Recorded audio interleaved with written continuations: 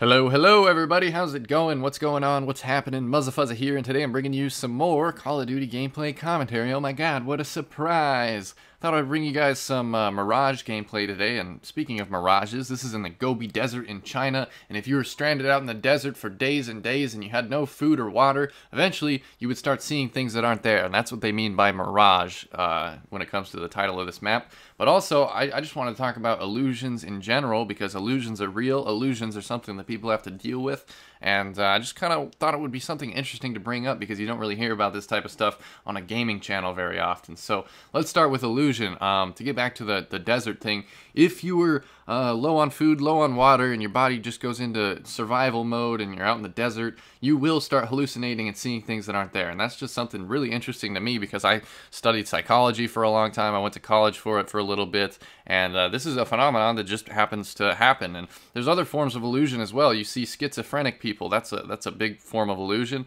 They'll talk to people that aren't there. They'll see things that aren't there. They'll have conversations that aren't there. And it's insane. It's crazy. It's not like something that people are used to. But then let's take that a step further back for just the average person, the normal person, the person that's probably watching this commentary and listening to me right now. You got illusions everywhere you go. Social institutions, that's the easiest way to put it. Social institutions are not necessarily something real. They're more of an illusion that is there to help guide you and help keep things in order. So things like time, timekeeping calendars, things like days of the week, these don't actually exist. They're not anything that's out there naturally in nature. There's no actual Monday through Friday, and then the weekend is Saturday and Sunday. That doesn't actually exist anywhere. It's just kind of something we made up. So in a way, it's kind of a social illusion. And you can take this a step further and extrapolate it if you want to get real freaky deaky and go quantum physics on people and just say that reality itself is an illusion. And I think it was Albert Einstein who said reality is merely an illusion, albeit a very persistent one. And that's just kind of his way of saying, I don't know if he was referring to social institutions, but he was referring to relativity and quantum physics and just the way that particles and energy work.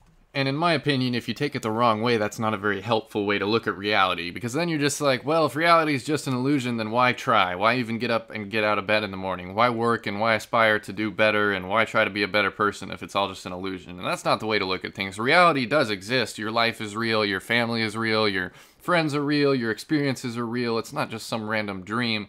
But the way that it's an illusion is kind of like, in a way, this is kind of just another way to look at it. But when you die, and you're probably going to die, most people watching this video are most likely going to die. It's just what humans do. It's kind of a natural thing.